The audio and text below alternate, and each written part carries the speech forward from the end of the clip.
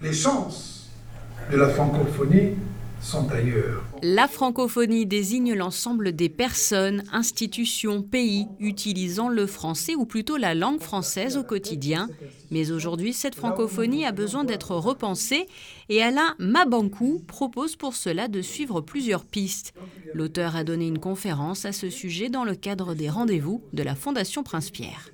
L'état de la francophonie aujourd'hui est un peu, disons, inquiétant dans le sens où on n'a toujours pas réussi à faire passer le message au peuple.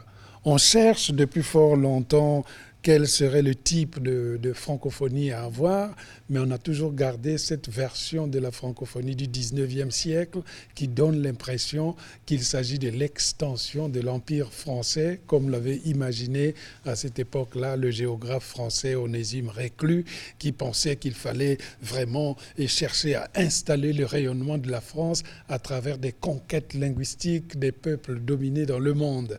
Et heureusement qu'au fur et à mesure, d'autres penseurs sont venus adoucir la conception. Je pense à Senghor, je pense à Bourguiba, qui ont donné justement à la francophonie ce qu'on appelle la conscience francophone. Le fait d'avoir conscience que nous avons en partage une langue, mais nous avons aussi des cultures qui doivent dialoguer.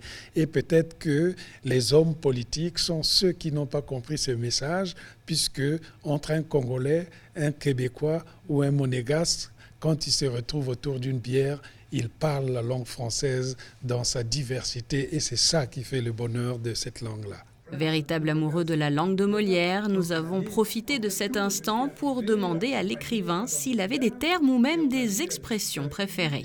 La langue française tellement... Je la mange, je la bois, je la rêve tout le jour que ça serait difficile de détacher un mot comme ça.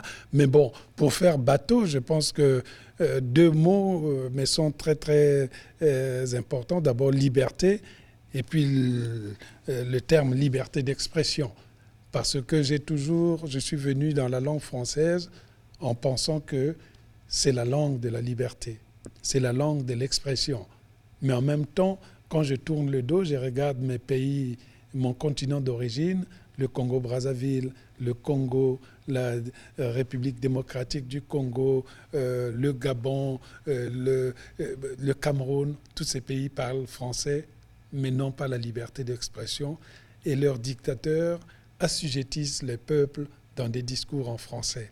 C'est ça qu'il faut ôter de la bouche de ceux qui n'ont pas le sens de la liberté, parce que la langue française, c'est elle qui a dicté la révolution de 1789. C'est elle qui a écrit l'esprit des lois.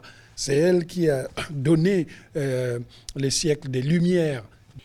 Et cette conférence était donnée dans un lieu qui ouvre sans cesse ses portes aux pièces françaises, le Théâtre Princesse Grace, à Monaco, pays francophone bien sûr.